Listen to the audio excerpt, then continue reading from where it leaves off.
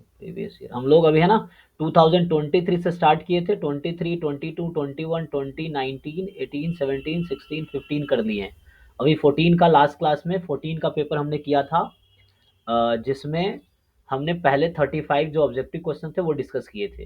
तो आप में से जिन लोगों ने ये कंप्लीट कर लिया है, आप वो डाउट पूछ सकते हो, और अगर हो गया है सारे क्वेश्चन, कोई डाउट नहीं है, तो मैं फिर आगे डिस्कस करूंगा। तो आप लोग बताइए, क्या क्या आपका मतलब कहना है। 1 to 35 कोई डाउट है किसी को? क्वेश्चन नंबर 1 से लेके 35 तक हमने लास्ट क्लास में डिस्कस किया था। क्या इस 1 से 35 में किसी को कोई डाउट है? पहले तो ये बताओ मैं ऑडिबल हूं कि नहीं हूं।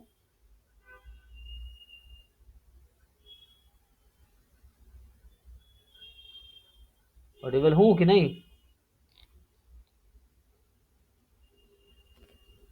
यस सर, ऑडिबल है। अच्छा, ऑडिबल हैं। तो अगर ट्राई किए हो तो बताओ, 35 तक लास्ट क्लास में डिस्कस किया था जिन लोगों ने। अभी तक तो एक दो बार तीन बार कर लेना चाहिए सारे पीवाई क्यूज, है ना। तो 35 तक हमने सारे क्वेश्चन डिस्कस किए जो सिलेबस के अभी हैं। जैसे 35 डिफरेंशियल इक्वेशन ये नहीं है अभी सिलेबस में। तो कुछ लोग चैट में लिख रहे हैं, ठीक है, चैट के लिए मुझे वापस आना पड़ेगा इसमें। हाँ, अच्छा, या वहाँ से हम डिस्कस कर सकते हैं। एक मिनट, तो चैट के बजाय हम वहाँ फ़ोन में देख सकता हूँ, है ना। ठीक है, एक मिनट, तो चैट यहाँ देख लेते हैं।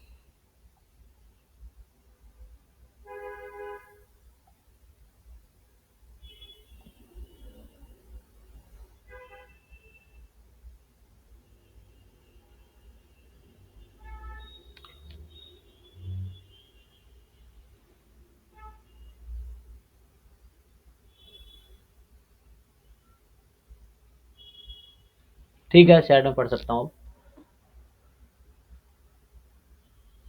तो आगे डिस्कस करें, चलो 36 से डिस्कस करते हैं, देख लो अगर कोई डाउट हो तो बताना।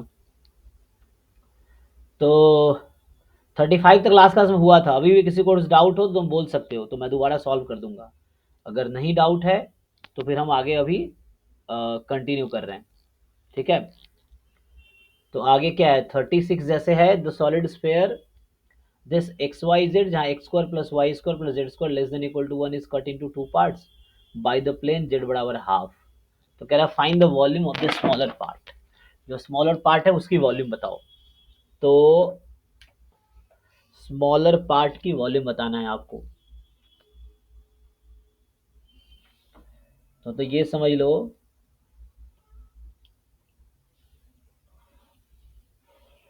एक स्फेयर है ना, तो 3 एक्सिस होंगे इसमें।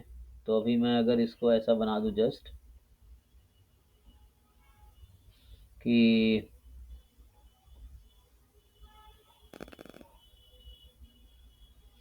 है ना, तो इसमें क्या है,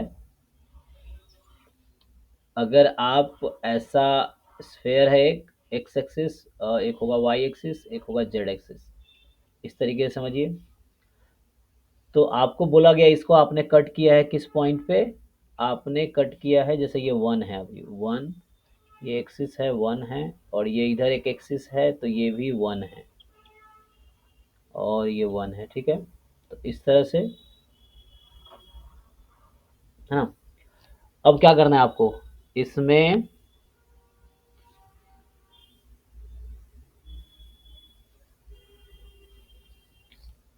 बताओ जी। जेड बराबर हाफ पे कट करोगे तो क्या होगा, ये जेड बराबर हाफ है ना, Z is equal to half है।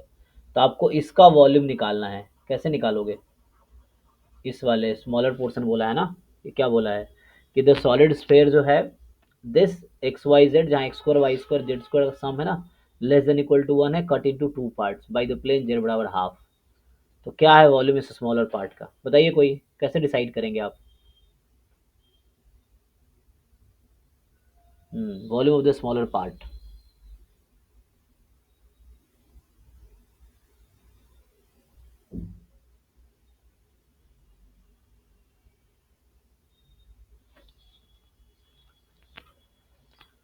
हाँ जी। तो अगर हम ऐसे डिस्कस करें,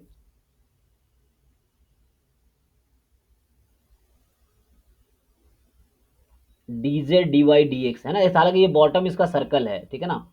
ये जहाँ पे कट हो रहा है ये सर्कल है। अगर मैं इसको अलग से बनाऊं तो ये कुछ ऐसा रीजन होगा ना, बॉटम पे सर्कल होगा उसका, ये इस तरीके से है। और ये आपका जैसे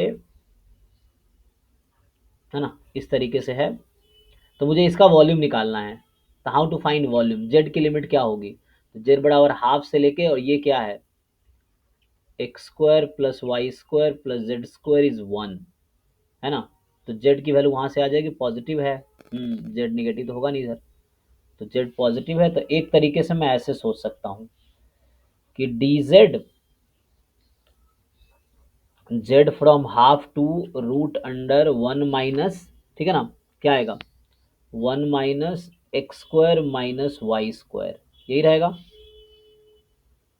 एंड ठीक है, डी जेड डी वाई। अब इसका प्रोजेक्शन अगर आप एक्स जब लेंगे आप, एक्स पे लिख देता हूँ, जैसे ये एक्स है, ये वाई है, और ये जेड है, ठीक है ना। तो अब आप इसका प्रोजेक्शन अगर लोगे डी वाई डी एक्स, अब ये अगले पेज पे लिखता हूँ मैं, तो ये तो जेड की लिमिट आ गई आपके पास। अब डी वाई डी एक्स का क्या होगा लिमिट, तो यहाँ से जब आप लिखेंगे तो ये वॉल्यूम कुछ ऐसा आ गया। तो वॉल्यूम इज इंटीग्रेशन, ये आ जाएगा root under 1 minus X square minus Y square minus में 1/2, फिर डी वाई डी एक्स। अब मैं पूछना चाहता हूँ डी वाई डी एक्स, इसका प्रोजेक्शन क्या आएगा, अगर मैं ये एक्स एक्सिस और वाई एक्सिस है, तो इसका प्रोजेक्शन अगर आप ऊपर जेड एक्सिस से लेंगे एक्स वाई प्लेन पे, तो किसी को आइडिया है what will be the projection on X Y plane, what will the equation. तो एक्स वाई प्लेन का मतलब है you have to find the intersection. तो ये सर्कल क्या है, अच्छा, तो ये you have to solve this, and Z, ये जेड बराबर हाफ है ना, जेड बराबर 1/2 है। तो इस सर्कल की इक्वेशन, ये जो बॉटम सर्कल है इसकी इक्वेशन क्या है, what is equation of this bottom circle, किसी को आइडिया है। ये जो बॉटम सर्कल है इसका, इसकी इक्वेशन क्या होगी। एक्चुअली देखो कर्व क्या था, X square plus Y square plus Z square is 1 and Z is equal to 1/2, इसका इंटरसेक्शन लेना पड़ेगा, है ना। तो जेड को 1/2 रख दो, तो ये बन जाएगा X square plus Y square is equal to 1 - 1/4, जो कि आ जाएगा 3/4, ठीक है। This is the bottom circle actually. So here you have to integrate over the region, है ना। तो यहाँ पे एक रीजन मान लो एस है, and this region is this, and the radius here is √3/4। So mean circle is X square plus Y square is 3/4, X square plus Y square is 3/4। तो अब क्या करेंगे आप, यहाँ पे क्या करना है हमें, X square plus Y square 3/4 है ना। सो नाउ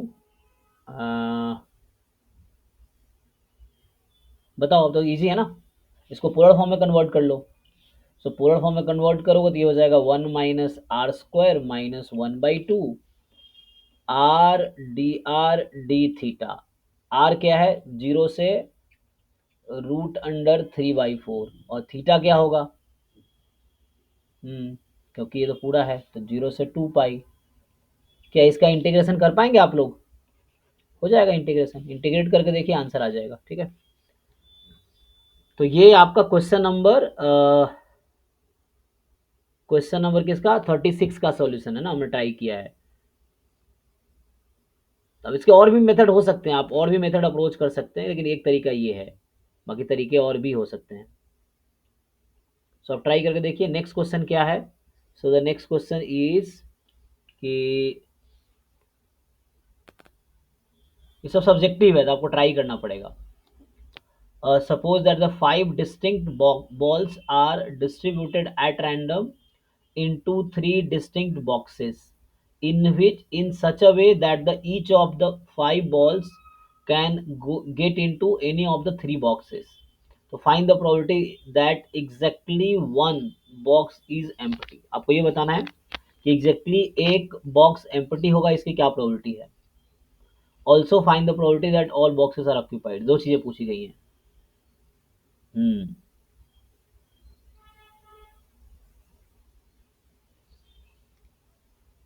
बताइए क्या कर सकते हैं।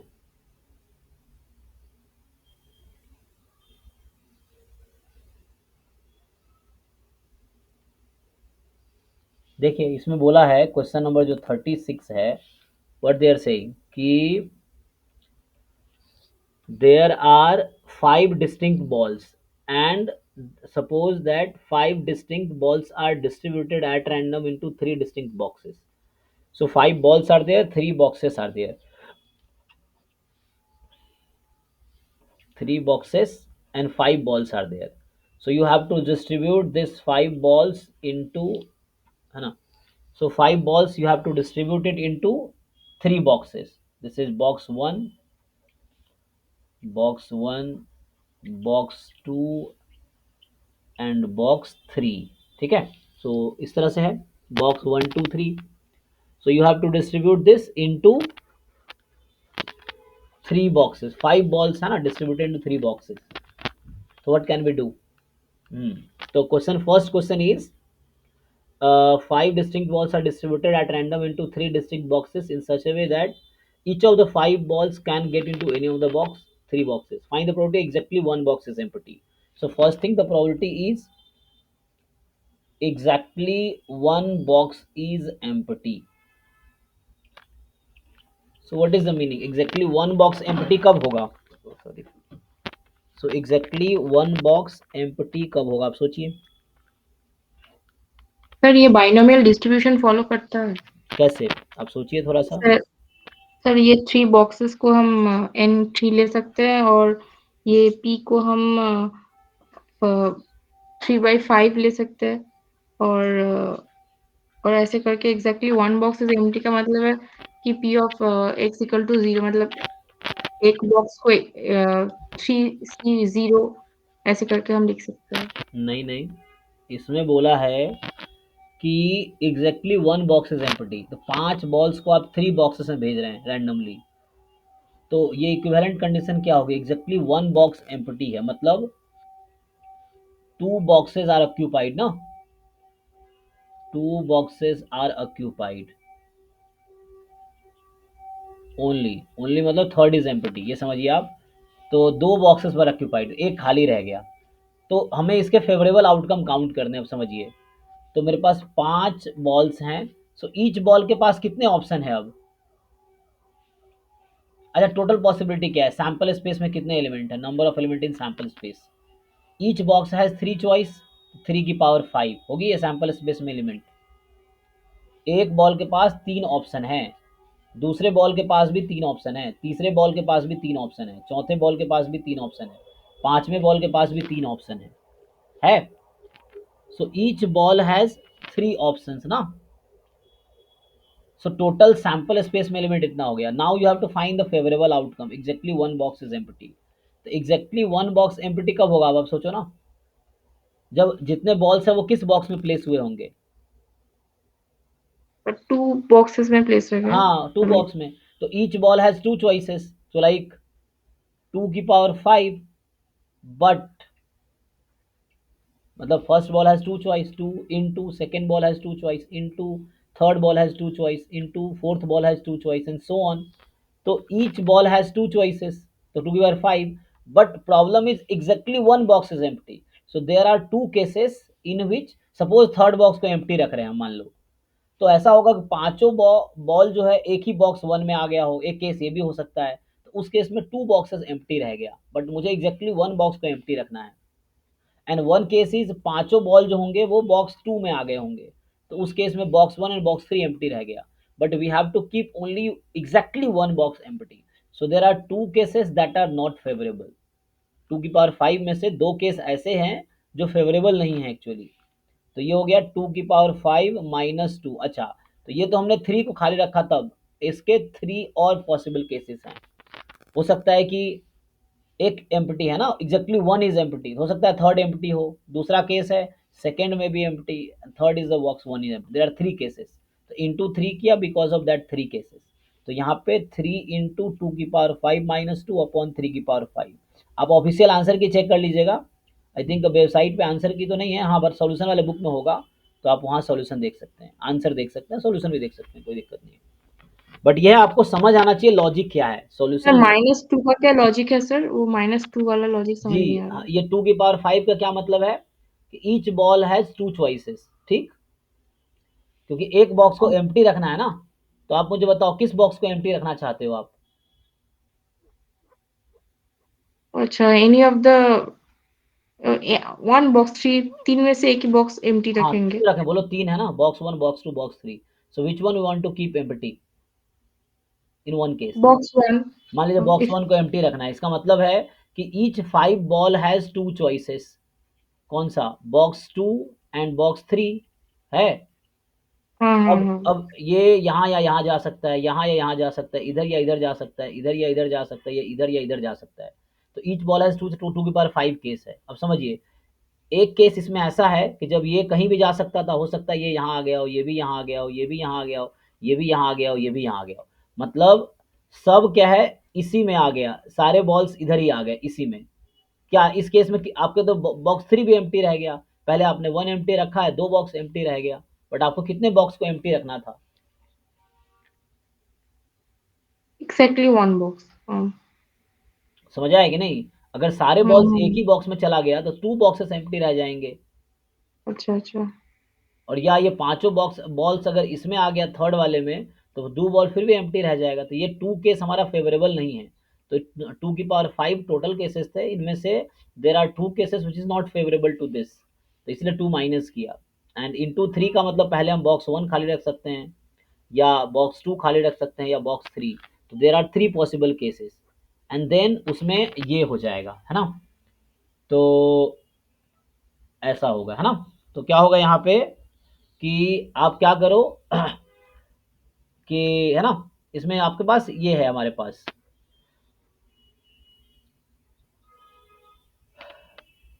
ओके है कि नहीं?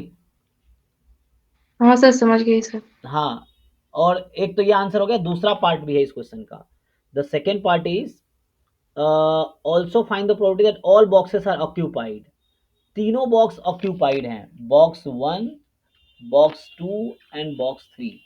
सो box 1, box 2 and box 3 all are occupied.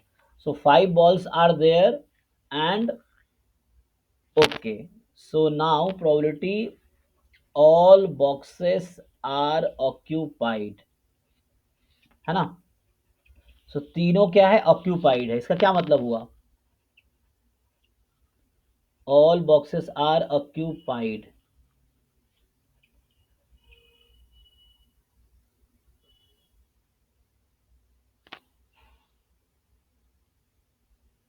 बताओ इससे क्या पॉसिबल होगा?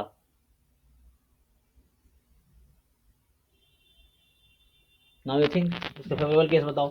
तो ऑल बॉक्सेस आर ऑक्यूपाइड कर सकते हैं, मतलब है ना, कोई भी खाली नहीं। इसका मतलब ये क्वेश्चन हुआ कि no box is empty, no box is empty, ऐसा मतलब है कोई भी खाली नहीं है। तो क्या कर सकते हैं? One minus exactly one box is empty. नहीं नहीं, वन एटलीस्ट माइनस। वो उल्टा हो जाएगा। नो बॉक्स इज एम्प्टी तो मतलब एटलीस्ट 1 बॉक्स एम्प्टी हो जाएगा। तो कोई बात नहीं है, फिर से आपको वो केसेस हटाने पड़ेंगे यहाँ पे।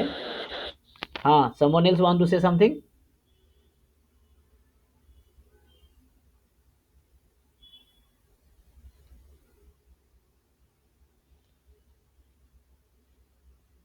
हाँ जी, एनीवन? तो इसमें क्या होगा? तो सर इसकी प्रोबेबिलिटी तो 0 होना चाहिए ना, क्यों? क्योंकि सर अब ऑल बॉक्सेस आर ऑक्यूपाइड है, तो एम्प्टी तो कोई नहीं है, तो इसके लिए प्रोबेबिलिटी 0। नहीं नहीं, ऐसे थोड़ी होता है अब देखो, ऐसे तो देखो, टोटल फेयर पॉसिबल केसेस यहाँ भी क्या है, number of element in the sample space जो है, number of element sample space में 3 की पावर 5 है, ठीक है? ये यहाँ भी है, तो ये तो आएगा 3 की पावर 5। अब आपको क्या करना है कि आप प्रोबेबिलिटी निकालो। देखो, तो यहाँ पे क्या होगा आपके पास, at least one, no box is empty, तो ऑल आर ऑक्यूपाइड।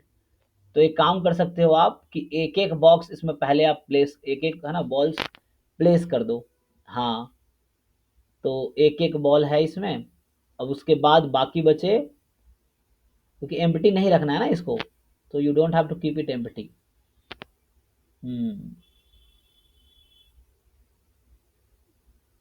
तो वो केसेस माइनस करने पड़ेंगे जहां पे बॉक्सेस आपके खाली रह जाते हैं। जैसे मैं कह रहा था कि ऐसा हो सकता है कि एक खाली हो, है ना, तो इसके या तो लंबा केसेस हैं या फिर अलग अलग करोगे तो वो हो जाएगा।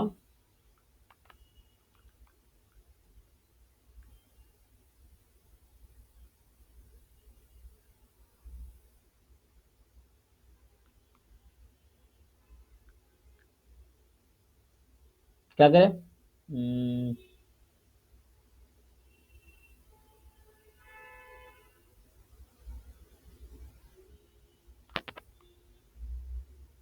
एक तो है कि टोटल है ना, टोटल हमारे पास ये केसेस हो गए। अब मैं इसमें से केसेस काउंट करूं कि जब हमारे पास कितने केसेस हैं कि तीनों फिल रहेंगे, है ना, कोई भी खाली नहीं रहेगा। तो खाली वाले की प्रॉपर्टी निकाल रहे हो, at least one is empty. Okay, काम करते हैं इसको, या तो ऐसा कर लो, one minus probability that at least one box is empty. एक ये अप्रोच हो सकता है ना, एक ये अप्रोच है कि one minus at least one box is empty, कम से कम एक बॉक्स होगा वो एम्प्टी होगा, है ना। तो at least one box is empty. तो ठीक है, अब देखो यहाँ से one minus at least one box is empty. तो अभी जस्ट तुमने निकाला है exactly one box is empty, अभी तुमने निकाला था ना, क्या प्रोबेबिलिटी निकाले थे? तो देखो यहाँ से मैंने क्या लिखा, one minus probability at least one box is empty. तो क्या प्रोबेबिलिटी है कि minus probability one box is empty, exactly one box is empty, या तो ऐसा हो सकता है, या एटलीस्ट वन है ना, ये लिखा हुआ ना मैंने कि एटलीस्ट। देखो सॉल्यूशन देख के समझना आसान है, लेकिन खुद से करना मुश्किल है, आपको सीखना पड़ेगा, यही एग्जाम में हेल्प करेगा। जब तक आप खुद लॉजिक डेवलप नहीं करोगे, सॉल्यूशन देख लिया समझ आ गया, इट्स फाइन, बट जब कोई नया क्वेश्चन आएगा तो आप कैसे सोच पाओगे? जैसे अभी है ना, आप मैं कोशिश कर रहा हूँ अपना अप्रोच डेवलप करने का, उस तरह से आपको सोचना पड़ेगा कि हम क्या क्या लॉजिक लगाए कि आंसर सही है। सॉल्यूशन देख लोगे तो आप बहुत ज़्यादा सोचोगे नहीं। तो at least one box is empty, तो व्हाट आई डिड, देखो यहाँ से वन माइनस, अभी मैंने किया था टू की power five minus two upon three की पावर फाइव, ये किसकी प्रोबेबिलिटी थी? Exactly one box is empty. अच्छा, अब समझो, इंटू थ्री सर। हाँ यस, इंटू थ्री था ना, यस ओके। अब तो ये एग्जैक्टली वन बॉक्स एम्प्टी का था, अब minus exactly two boxes empty, इसकी प्रोबेबिलिटी क्या होगी? जब एग्जैक्टली टू बॉक्स एम्प्टी कब होगा, आप सोचो जरा, आपके पास पांच बॉल्स हैं और एग्जैक्टली टू को एम्प्टी करना था, कब ऐसा हो सकता है? जब ये सब क्या हो जाए, एक ही में चले जाए,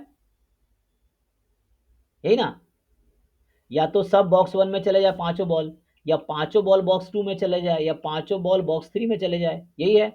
तो सारे बॉक्स बॉक्स वन में चले जाए, इसका क्या मतलब है, सबके पास एक ही चॉइस है।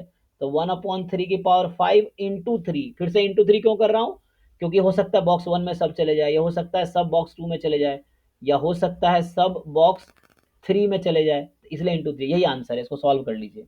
तो वन माइनस, ये मैं पहले वाला ही आंसर यूज किया हूँ, पिछले पार्ट में जो किया था मैंने, ये था एग्जैक्टली वन बॉक्सेस एम्प्टी, ये था एग्जैक्टली टू बॉक्सेस एम्प्टी। अब तीनों एम्प्टी नहीं हो सकता ना, क्योंकि तीनों एम्प्टी हो जाएगा तो बॉल्स को कहाँ प्लेस करोगे तुम, तो all three can not be empty, ठीक है।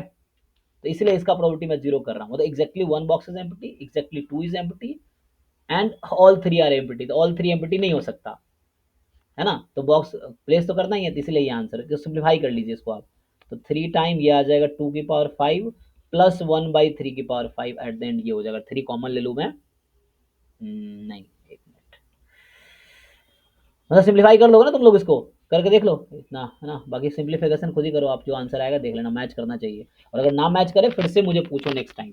बट एक चीज आप आदत डालो, हो सकता है भले थर्ड फोर्थ टाइम हो, लेकिन आखिरी टाइम जब करो तो आप सोल्यूशन खुद से करो, अपने लॉजिक से करो, सोल्यूशन देख के नहीं, क्योंकि सोल्यूशन देख के तुम समझ तो लोगे उसके सोल्यूशन को, लेकिन क्या तुम्हारा कॉन्सेप्ट इतना स्ट्रांग हो चुका है कि वही क्वेश्चन आप खुद से बैठ के करो, या उस तरह क्वेश्चन करो तो आप खुद कर सको। जैसा अभी देखो, मैं काफ़ी सोचा, पहले मैं डायरेक्ट ट्राई करना चाह रहा था, उससे नहीं हुआ तो मैंने कॉम्प्लीमेंट लिया, फिर ये मैं अपने हिसाब से सोच के किया है। अब आंसर देखो, यही आंसर होगा।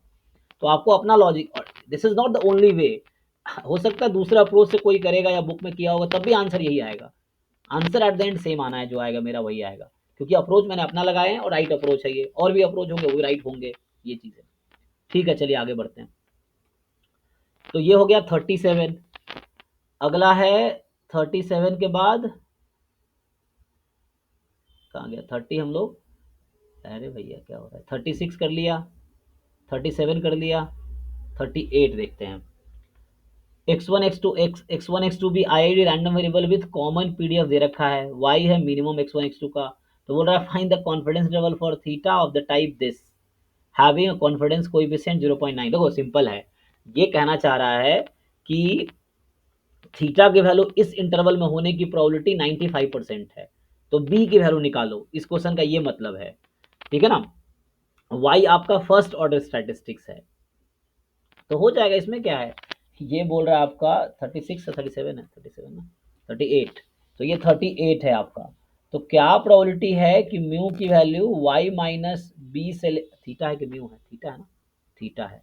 क्या प्रोबेबिलिटी है थीटा की वैल्यू y माइनस बी से y होने की 95% है।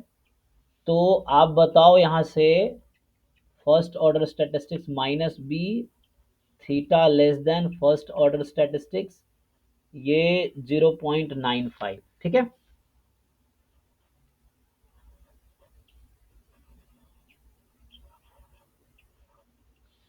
ठीक है ना, तो इसको अब सॉल्व करो, क्या दिक्कत है, यहां से आ जाएगा probability theta minus first order statistics पहले कर लो आप, माइनस बी से 0.95, तो यहाँ से आ गया प्रोबेबिलिटी, और first order statistics minus theta less than 0 more than B, ये 0.95 हो गया। अब इसका डिस्ट्रीब्यूशन निकालना आसान है, देख लीजिए मैं कर देता हूँ, आसान है ना, यहाँ से समझिए। तो मेरा जो अभी x माइनस थीटा, अगर मैं y को मान लूँ, अगर y या y तो यहाँ ऑर्डर स्टैटिस्टिक्स था तो कुछ नया नाम ले लो, तो एक्स आई माइनस थीटा, इसका डिस्ट्रीब्यूशन आ जाएगा एक्सपोनेंशियल एक्सपोनेंशियल ई की पावर हाँ -1, एक्सपोनेंशियल 1 हो जाएगा ये। तो फर्स्ट ऑर्डर स्टैटिस्टिक्स, बताइए जी, first order statistics minus theta, इसका थ्योरम होता है ना, ये भी एक्सपोनेंशियल ही रहेगा, और क्या हो जाएगा, ये सैंपल साइज 2 है ना, एक्सपोनेंशियल 2 है, एन यहाँ पे 2 है मेरे पास एक्चुअली इस क्वेश्चन में, तो ये आपका आ जाएगा एक्सपोनेंशियल 2। फाइन, एक्सपोनेंशियल 2 जो है यही काई स्क्वायर 2 भी होता है, यही काई स्क्वायर 2 भी होता है, ठीक है। तो यहाँ से ये पता चल गया, कोई दिक्कत नहीं, अब तो हो गया, तो हमें इसी को यहाँ यूज़ करना है। तो ये आपका नया जो random variable, exponential half pi square 2 होता है। एक मिनट एक देखो, अरे रुक जाओ रुक जाओ रुक जाओ, ओ हाँ यस यू आर राइट, मैं यहाँ गलती कर रहा हूँ, सही कह रहे हो आप। एक मिनट, मैं एक्सपोनेंशियल 2 लिख रहा हूँ, इसका मतलब 2 क्या है, डिपेंड करता है, रेट है मीन है, तो चूंकि मैं जो लिख रहा हूँ 2 रेट है ना, तो यहाँ मीन जो आएगी 1/2 आ जाएगी, और काई स्क्वायर 2 का मीन क्या आ जाएगी, 2 आ जाएगी। हाँ आप सही करें, मैंने गलत लिख दिया है, ठीक है। तो हाँ ये मैंने है ना गलत लिख दिया था, क्योंकि ये एक्सपोनेंशियल 2 है, तो यहाँ मैं रेट 2 ले रहा हूँ, ये रेट ना 2 है, मीन नहीं। अगर मीन 2 होता तो काई स्क्वायर 2 सही था, लेकिन ये रेट मैं 2 ले रहा हूँ, क्योंकि यहाँ रेट 1 लिया है, बात यहाँ तो 1 है तो कोई दिक्कत नहीं, रेट 1 है तो मीन भी 1 होगा। हाँ सही कर, क्योंकि एक्सपोनेंशियल 2 है, इसका पीडीएफ जो होगा ये आएगा 2e⁻², एक्स इज पॉजिटिव, ठीक है ना। हाँ ठीक है, क्योंकि ये काई स्क्वायर नहीं है, क्योंकि इसका मीन 1/2 हो जाएगा। हाँ ठीक है, कोई बात नहीं, इसका नया नाम देते हैं W। तो अब उस क्वेश्चन को प्रोसीड करते हैं। तो W0 to B इज 0.95। अब बताइए मुझे आप, तो ये एक्चुअली CDF ऑफ W है at B, actually this is 0.95।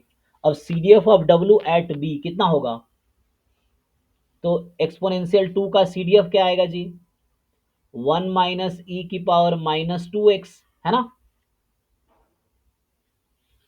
तो आ गया 1 minus e⁻²b, this is equal to 0.95। तो क्या यहाँ से आप लोग b निकाल लेंगे, इस इक्वेशन से b आ जाएगा, तो b निकाल लीजिए, और जो b की वैल्यू आएगी है ना, तो जो b की वैल्यू आएगी वो आप पुट कर लीजिए, वही आंसर है आपका।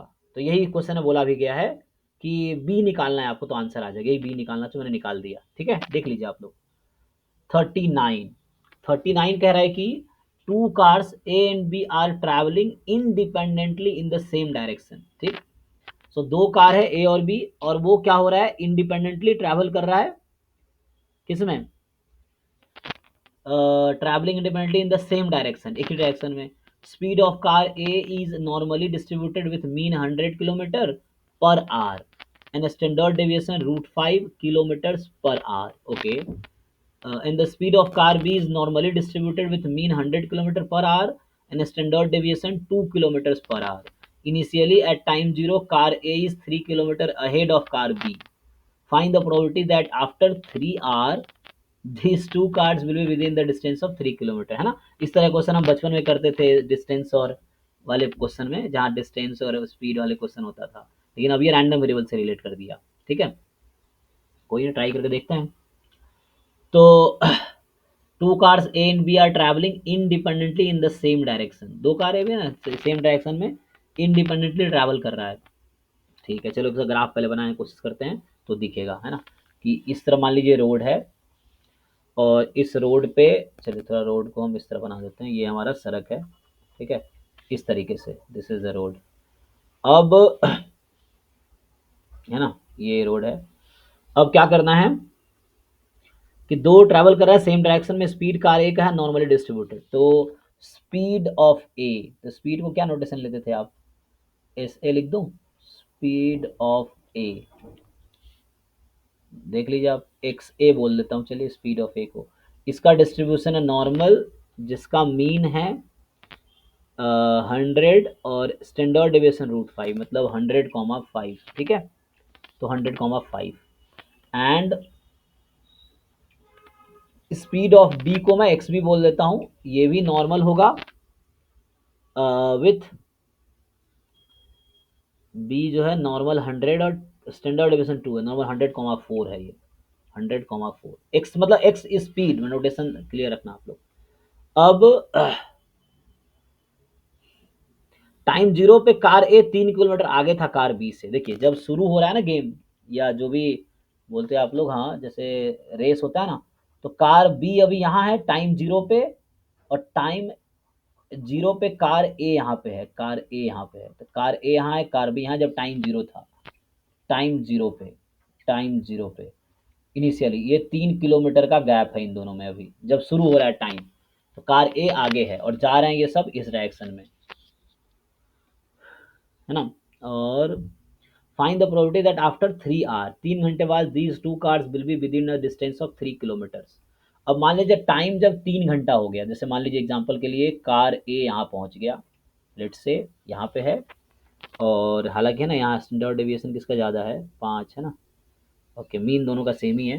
तो अभी रफली मैं एग्जांपल के लिए मान लेता हूँ कि बी यहाँ पे है, मान लीजिए ये बी है अभी कहाँ पे, टाइम जब 3 घंटा हो गया तब, 3 आवर्स, ये जब टाइम 3 आवर्स हो गया तब, समझिए। अब तो मैं ऐसे अपनी मर्जी से बोल लिया हूँ, इस तरह आप आगे पीछे भी ये भी कर सकते हैं। 3 घंटे बाद ए यहाँ है, बी यहाँ, मैंने माना। अब बोल रहा है इसके बीच का जो डिस्टेंस है ना, वो उसके बीच का जो डिस्टेंस है वो कम है किससे, तो इसके बीच का जो आपका डिस्टेंस है वो कम होगा किससे पहले तो मुझे ये बताओ, छोड़ो आप ये बताओ स्पीड और उसमें क्या रिलेशन है, मुझे निकालना है distance travelled by A, distance travelled by A, जिसको मैं चलो डी ए बोल देता हूँ। द डिस्टेंस और टाइम, स्पीड और टाइम का क्या रिलेशन, टाइम दोनों ने 3 घंटा लिया, तो टाइम का कोई इशू नहीं है, टाइम दोनों ने 3 आवर्स लिए। ठीक, स्पीड इनटू टाइम होगा सर, तो डिस्टेंस को क्या लिखूं, speed into time, speed into time. ठीक है, तो एक्स ए था तो 3 टाइम्स एक्स ए कर देता हूं, फाइन। फिर सेम चीज distance travelled by car B, ये इसको डी बी कर देता हूं, सो ये कितना हो जाएगा आपका 3 time X B, time into speed बराबर डिस्टेंस, फाइन। तो देखो अब ध्यान दो एक चीज, आप ये जो यहां से लेके यहां तक जस्ट आपका डी ए है, और डी बी क्या है, डी बी जो मैं बोल रहा हूँ वो यहाँ से लेके यहाँ से स्टार्ट हुआ था, और बीच में 3 किलोमीटर था गैप। अब मुझे ये गैप कैलकुलेट करना है यहाँ से लेके यहाँ तक, मैं दूसरा कलर से बताता हूँ आपको, तो मुझे ये वाला गैप कैलकुलेट करना है। मुझे कोई बता सकता है what is the length of this gap, इसके बीच का डिस्टेंस कितना है, कोई ट्राई करके बताइए। ये 0 है यहाँ पे, ये समझिए आप, तो बताइए इसके बीच का डिस्टेंस कितना है, ये गैप कैलकुलेट करना है मुझे, कि 3 घंटे बाद जहां पे अभी है उसके बीच का गैप कितना है, present position after 3 hour. Sir db minus da करके हो जाएगा। तो db माइनस डी क्या आएगा? db minus da normal follow करेगा डिस्टेंस। हाँ आप सही बता रहे हैं, ये बीच का डिस्टेंस db माइनस डी होगा। हाँ 3x sir 3x B minus 3x ए और प्लस 3 वो डिस्टेंस इनिशियली था ये तीन वो तीन ऐड ये भी होगा। तो है 3 यहाँ पे। तो 3 हाँ प्लस प्लस डी ए, ये टोटल डिस्टेंस हुआ, और ये पूरा हुआ डी बी। तो 3 plus D A, 3 plus D A minus D B का मॉड ले लेता हूँ। मॉड इसलिए ले रहा हूँ क्योंकि कभी डिस्टेंस नेगेटिव नहीं हो सकता, या आप उल्टा कर सकते हो। डी बी में से आप चाहो तो इसको ऐसा लिखने मन है आपको, ऐसा लिखो कि 3 प्लस डी ए, ये एक्चुअली डिस्टेंस है उन दोनों के बीच का आफ्टर 3 आर।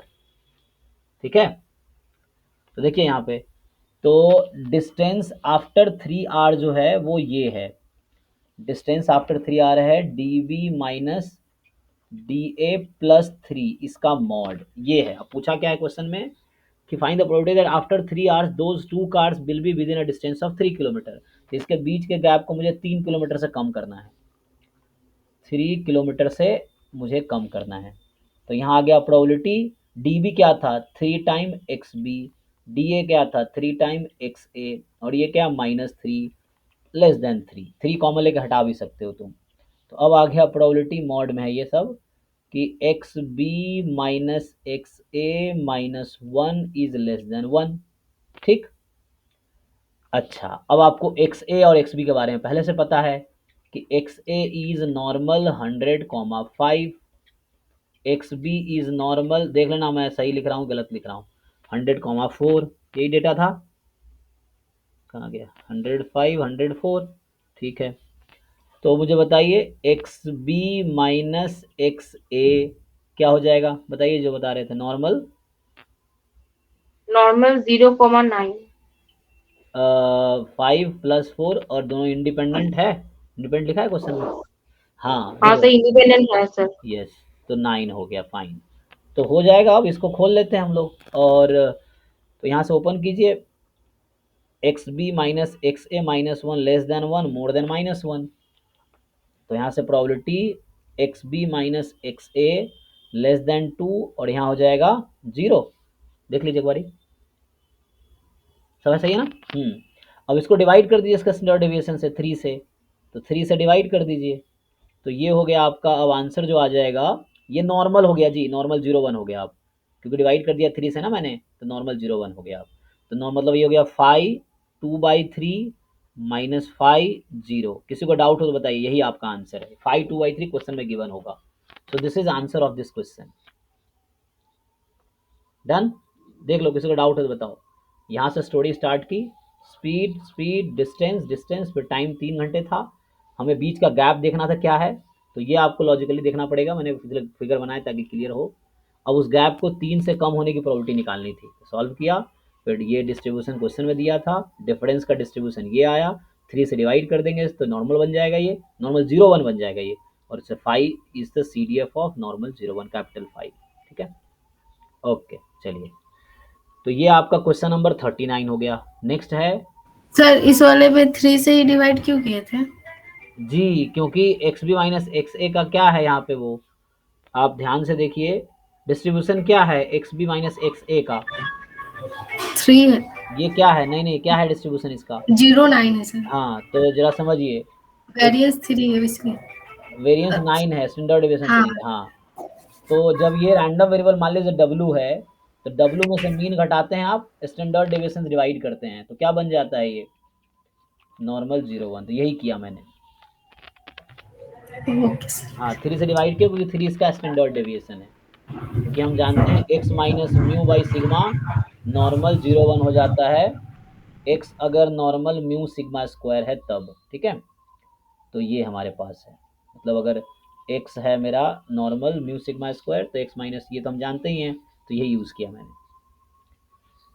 समझ आना जरूरी है, सॉल्यूशन मिल जाना जरूरी नहीं है, और खुद से कर पाना जरूरी है कि आप खुद से कर पाओ। देखिए 40 number, let the conditional PDF of x given y, ये दे रखा है आपको, x गिवन y दे रखा है, तो y का PDF भी दे रखा है इन्होंने, वो तो लैम्डा है, तो पूछ रहा है कि बताओ मार्जिनल एक्स का बताओ, और दूसरा क्वेश्चन है बताओ correlation coefficient between X and Y. एक तो एक्स का मार्जिनल पूछ रहा है और दूसरा correlation coefficient between X and Y आपसे पूछ रहा है इसमें। तो चलिए ट्राई करके देखते हैं।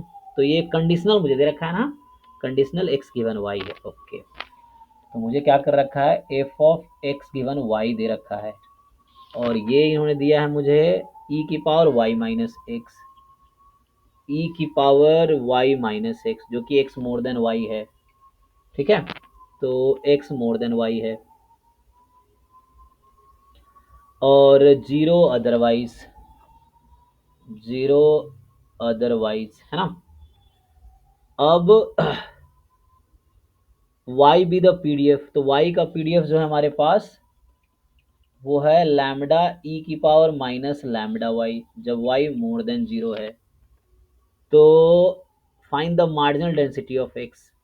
तो मुझे ये बताइए हम क्या कर सकते हैं। हमें ये पता है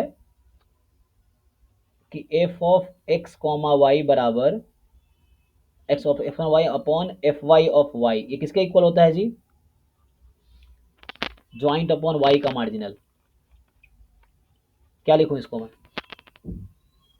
कंडीशनल एक्स गिवन वाई जी कंडीशनल एक्स गिवन वाई। अब आपको इसमें क्या क्या पता है, तो ज्वाइंट यहाँ से आ जाएगा, क्रॉस मल्टीप्लाई कर देंगे तो ज्वाइंट आ जाएगा, है ना। ओके, ज्वाइंट से मार्जिन निकाल सकते हैं, वो भी काम है, नहीं तो हम थोड़ा सा मॉडिफाई करें तो हो जाएगा, हो जाएगा, है ना। माइनस कॉमन लेते हैं, तो ई की पावर वाई इंटू ई की पावर माइनस एक्स, वो तो यहीं से आ जाएगा, कंडीशनल है ना ये। तो अच्छा ठीक है ना, तो ये आपका आ जाएगा ई की पावर, देखो तो दो तीन अप्रोच है ना। एक तो हम अगर ऐसा देखें, तो एक अप्रोच से करते हैं, चलिए पहले हम ज्वाइंट निकाल लेते हैं। ज्वाइंट क्या होता है, यहाँ से आपको ये समझ आया कि F x Y is equal to F Y of Y into F of X given Y X given Y, ये ज्वाइंट बराबर लिख सकते हैं। तो यहाँ से मुझे ज्वाइंट मिल जाएगा इजिली मल्टीप्लाई करके। तो वाई का पीडीएफ है लैम्डा ई की पावर माइनस लैम्डा वाई, और एक्स गिवन वाई दे रखा है ई की पावर वाई माइनस एक्स, और इसका जो होगा X more than Y more than 0 joint. तो ठीक से लिखता हूँ अगले पेज पे। तो ये जो ज्वाइंट मेरे पास आया लैम्डा ई की power minus lambda Y into E की power Y minus X, so lambda E की पावर माइनस लैम्डा वाई और ई की पावर वाई माइनस एक्स, और यहाँ से आ गया X more than Y more than 0, है ना, ये है। ओके, इसको थोड़ा फिट कीजिए, फिट करेंगे तो यही तो है, लैम्डा वाई वाले को साथ ला सकते हैं, साथ लाना चाहें तो। अच्छा, अब अगर मैं इसको थोड़ा और लिखूं कि F of X into F of Y given X, ऐसा लिख सकता हूं क्या, देखते हैं ना फॉर्मूला ज्वाइंट को। जैसे अभी मैंने जो यूज किया कॉन्सेप्ट आपने देखा कि मैंने ऐसा लिखा F Y of Y into F of X given Y, ये भी ज्वाइंट के इक्वल था। और इसको मैं ऐसा भी लिख सकता हूँ F X of X into F of Y given X, ठीक है ना। तो अभी पहले यहाँ से मुझे ज्वाइंट मिल गया, अब इसको इस पर फिट कर रहा हूँ, इससे क्या होगा, इससे मुझे एक्स का पीडीएफ भी मिल जाएगा, वाई गिवन एक्स भी मिल जाएगा, जो क्वेश्चन में पूछना चाह रहा है। पहला क्वेश्चन है मार्जिनल बताओ एक्स का, वो भी आ जाएगा। दूसरा क्वेश्चन है अच्छा कोरिलेशन कोएफिशिएंट पूछ रहा है, कोई बात नहीं। तो समझिए, आप उससे बताइए ढूंढ के, तो ये पीडीएफ होना चाहिए। तो एक तो मुझे लग रहा है ये पीडीएफ हो गया, F of Y given X है, लेकिन नहीं तो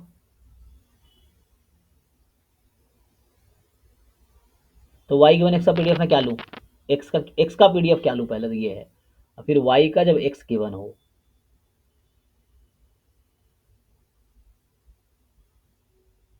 क्या वाई गिवन इसको बोल सकते हैं, वाई गिवन एक्स बोलेंगे तो नहीं, तो पीडीएफ बनेगा, ये पीडीएफ तो बनेगा ही नहीं। फिर ऐड सब्ट्रैक्ट करना पड़ेगा, नहीं तो दूसरा अप्रोच है कि आप पहले इसका वो कीजिए, है ना। एक अप्रोच ज्वाइंट है ना, मतलब ऐसा लिख सकते हैं, आप ढूंढना पड़ेगा वो पीडीएफ क्या लेना चाहिए हमें। देखिए एक काम करो, कि आप इसको इंटीग्रेट कर दो। अगर आपको एफ एक्स ऑफ एक्स जैसे क्वेश्चन में पूछा गया है तो इस चीज़ को आप इंटीग्रेट करो, लैम्डा ई की पावर माइनस लैम्डा वाई ई की पावर वाई माइनस एक्स और डी वाई, और वाई की लिमिट क्या है जी, 0 से x, तो 0 से x में इंटीग्रेट कर पाएंगे आप लोग? तो यहाँ से आ गया, क्या आ गया, x का मार्जिनल। तो एक ये भी तरीका है कि अब इसको है ना, इसको आप अलग अलग किए थे, अलग अलग कर दीजिए। तो y वाले को साथ में भी ला सकते हो आप, साथ में लाओगे जैसे यहाँ पे मैं कर रहा था, तो +1 हो जाएगा ये पावर में, है ना, +1 कर सकते हो ऐसा, 1 माइनस के जैसे समझ आ रहा है आप लोगों को। तो वैसा करें जैसे भी आपको समझ आ रहा है, आप उससे ब्रेक कर लीजिए उसको, है ना। तो लैम्डा ई की माइनस लैम्डा वाई की पावर वाई, तो उससे आ जाएगा। हम्म।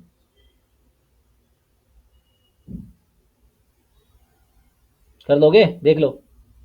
तो ये इंटीग्रेट करो आप, आंसर आ जाएगा आप लोग। इसको इंटीग्रेट करके देखो y के रिस्पेक्ट में, इसको ब्रेक करो, y वाले टर्म एक साथ ला, हो जाएगा डायरेक्टली, इजी इंटीग्रेशन है। तो वो आ गया, और फिर आ जाएगा correlation coefficient between x and y। तो उसके लिए covariance between x and y upon, मतलब डायरेक्टली कैलकुलेटिव क्वेश्चन है, वेरिएंस x वेरिएंस y का रूट, तो उससे आ जाएगा, है ना, यहाँ से आ जाएगा। तो ट्राई करके देखिए, आ जाएगा। और नहीं तो फिर नेक्स्ट क्लास में डाउट पूछिए, अभी भी 1 to 35 डाउट हो, पूछ सकता है। ये क्वेश्चन है, let x1 x2 x5 be a random sample from a population with PDF. ठीक है, तो find the likelihood ratio test of size alpha for testing h0 जो कि mu less than equal to 1 है versus h1 mu more than equal to 1। ठीक है ना, तो इसमें मेनली आप इसका क्रिटिकल रीजन फाइंड करो, हो जाएगा काम। सो h0 आप लो mu is equal to 1 versus h1 में लो म्यू मोर देन 1। इससे जो क्रिटिकल रीजन आएगा वो आ जाएगा उस पार्ट का, दूसरे पार्ट में 1 ही आ जाएगा। तो you just find the critical region of this. क्या करते हो आप, L mu not upon L mu 1 less than equal to K, यही है लाइक्लीहुड रेशियो टेस्ट। तो लाइक्लीहुड फंक्शन लिख लेते हैं हम लोग, है ना, और लाइक्लीहुड फंक्शन अगर आपने लिख लिया तो हो जाएगा। तो लिखिए लाइक्लीहुड क्या होगा इसका, एल म्यू लिखेंगे product I from 1 to n, और जो पीडीएफ दे रखा है इन्होंने है ना, लेकिन वहाँ X more than equal to mu भी है, कोई बात नहीं। तो यहाँ से आ गया आपके पास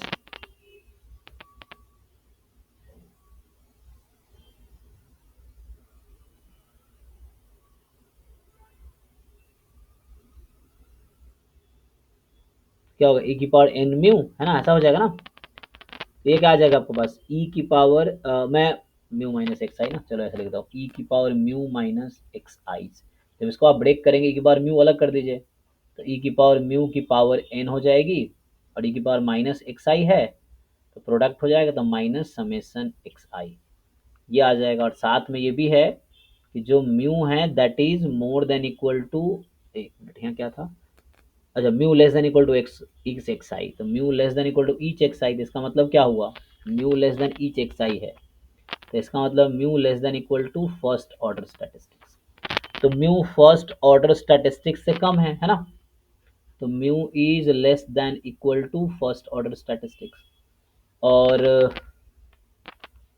ओके है। तो यहाँ से आ गया एल म्यू है ई की power N mu and e की power minus summation X I from 1 to n, ठीक है। तो ये आ जाएगा,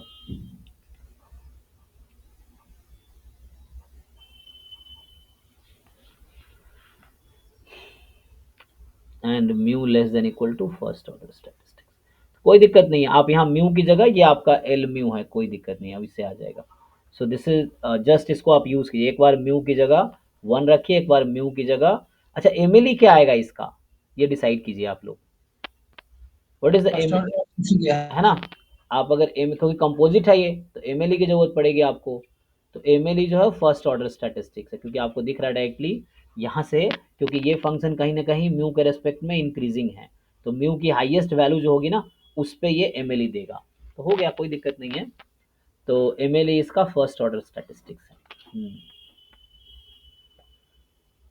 तो क्या करें, जस्ट मैं एक साइड निकाल लेता हूँ। तो अब म्यू की जगह मैं रखूंगा likelihood function at 1 upon likelihood function at first order statistics.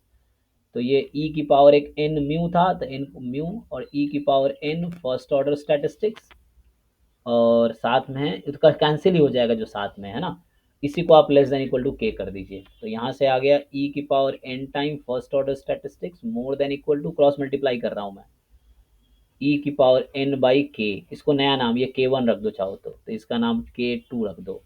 तो अभी आ गया, लॉग ले लो, तो N time first order statistics more than equal to K three नाम दे दो इसको, फिर x1 को आप नाम दे दो के थ्री बाई एन, तो इसको आप के फोर नाम दे दो। तो यहाँ से आ गया first order statistics is more then के, ये आ जाएगा।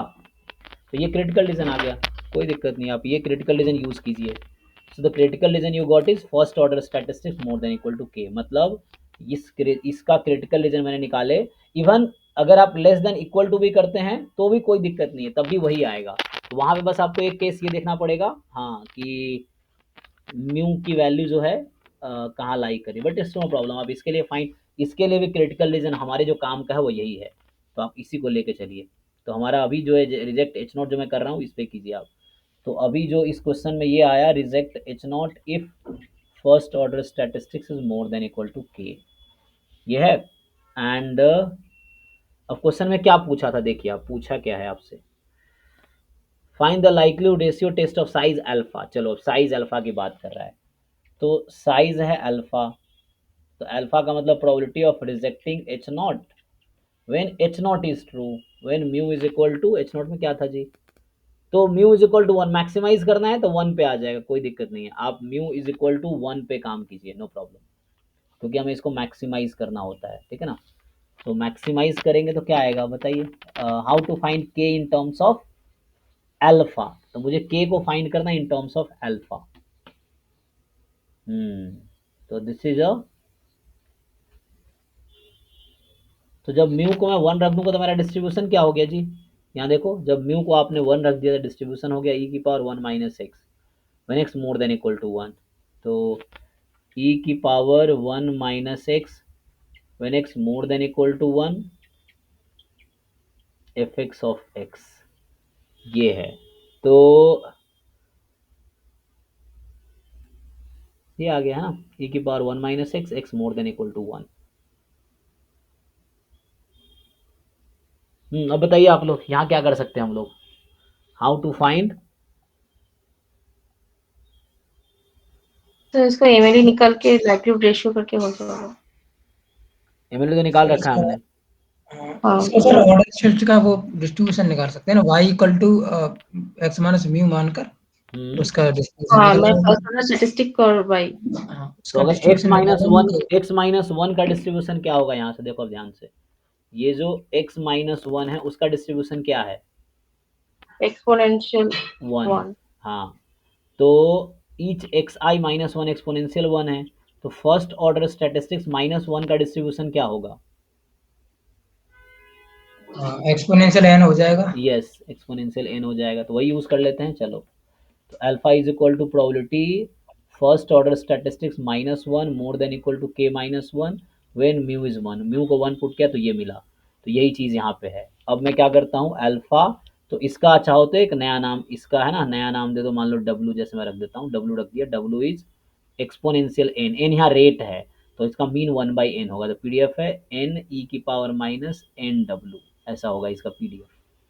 तो ये अब ये क्या है, more than equal to K minus one है, तो एक काम करता हूँ मैं, वन माइनस, ठीक है ना, एक इसका डिस्ट्रीब्यूशन तो पता ही है, more than equal to something, तो इसमें more than equal to something जो आता है ना, ये क्या आएगा, probability first order statistics minus one more than equal to t जो आएगा, ये ई की पावर माइनस एन टी ही तो आएगा जो एक्सपोनेंशियल में होता है फॉर्मूला, तो ई की पावर माइनस एन, टी की जगह आप के माइनस वन रख दो, यही आ गया बस। तो यहाँ से क्या हम के निकाल पाएंगे, आ जाएगा यहाँ से, एन क्वेश्चन में दिया है क्या, एन फाइव है, ओ तो एन हमें पता ही है, एन फाइव रख दो, तो यहाँ से के नहीं आ जाएगा, अल्फा के टर्म में है, तो यहाँ से सॉल्व कीजिए आप, लॉग लगाइए, तो log alpha is equal to minus n k minus one, तो यहाँ से मुझे के चाहिए जी, तो के बराबर वन प्लस, नहीं I think one minus log alpha upon n, is it, check कर लीजिए आप लोग, सिंप्लीफिकेशन जस्ट, यहाँ से आप के निकालिए, तो क्या यही आएगा, हो गया, यही चाहिए था मुझे, तो इस k की वैल्यू चाहिए थी मुझे अल्फा के टर्म में, तो ये पुट कर देंगे, दिस इज द आंसर, है ना। हालांकि एक केस मैंने है ना स्किप किया क्योंकि मैं इक्वल टू उसके लिए कर रहा हूँ, तो अगर लेस देन इक्वल टू होगा तो उसके लिए 1 आ जाएगा ratio first order statistics upon, अगर फर्स्ट ऑर्डर स्टैटिस्टिक्स की वैल्यू एच नॉट में आ गई, लेस देन इक्वल टू 1 आ गई, तो उस केस में 1 आ जाएगी। तो फर्स्ट ऑर्डर स्टैटिस्टिक्स अगर एच नॉट में आ गई, है ना, तो उस केस में वैल्यू रेशियो 1 आ जाएगी। तो ठीक है, आप अगर बुक में देखें कहीं सॉल्यूशन तो वैसा लिखा होगा, क्रिटिकल रीजन लिखा होगा reject H not if and only for, जो क्रिटिकल फाइव एक्स होता है ना, क्या बोलते हैं रिजेक्शन रीजन, तो वो लोग ऐसा लिखते हैं कि 5x क्या बोलते हो ना, रेशियो जो L H not upon L H one आया होगा ना, उसका आया होगा, 1 भी आया होगा, एनीवे हमारा तो आंसर आ गया।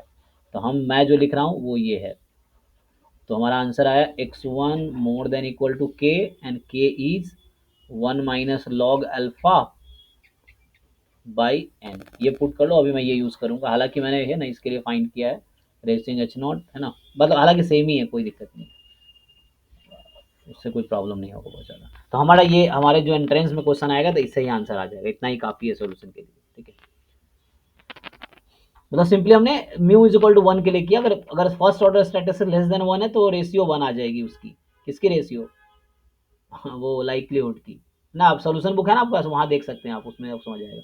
डिफरेंशियल इक्वेशन अब सिलेबस में है नहीं तो इसको छोड़ दीजिए, और एक लास्ट क्वेश्चन आई थिंक यही है ना, 43 लास्ट है ना, अब तो है नहीं, हाँ खत्म, तो 43 लास्ट है वो कर देता हूँ मैं।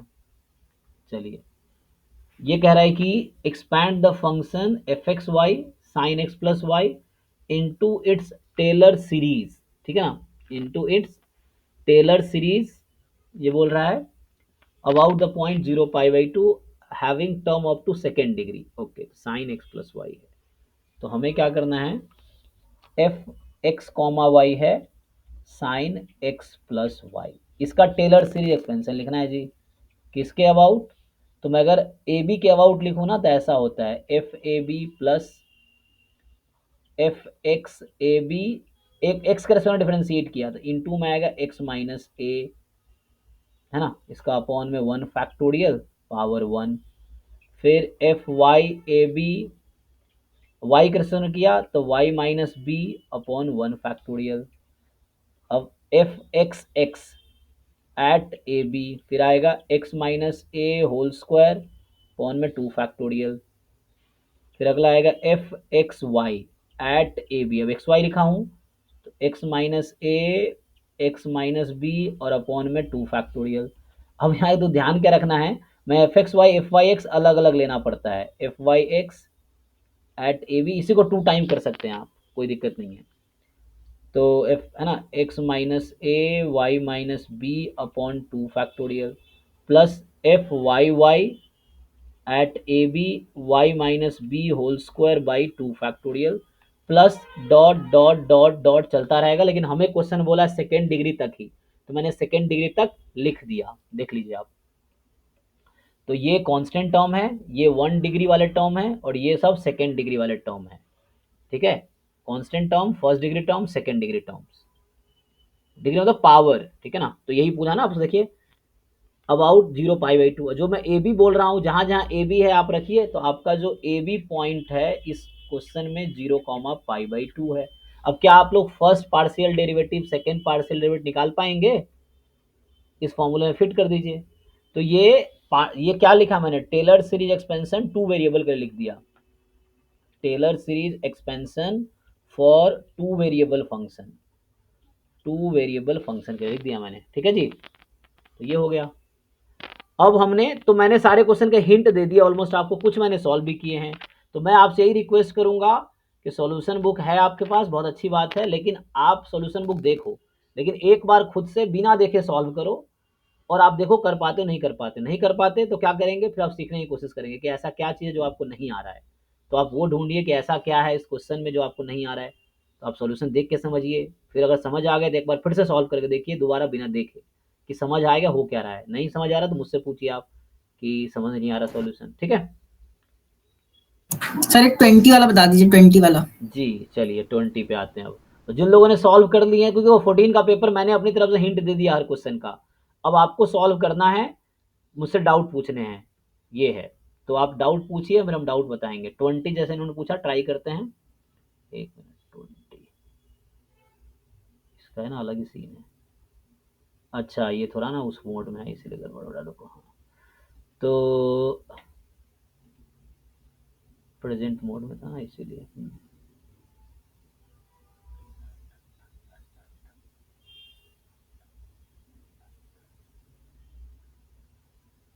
20, चलिए 20 करते हैं। तो 20 कह रहा है there are 2 earns U1 and U2, है ना। अच्छा ठीक है, इसको मैं सेपरेट वीडियो इसको वो कर देता हूँ, मतलब डाउट एक हो जाएगा ना, क्योंकि मैंने डिस्कशन का एक हो गया, तो इसको मैं दूसरा मतलब एक वीडियो रिकॉर्डिंग स्टार्ट कर देता हूँ।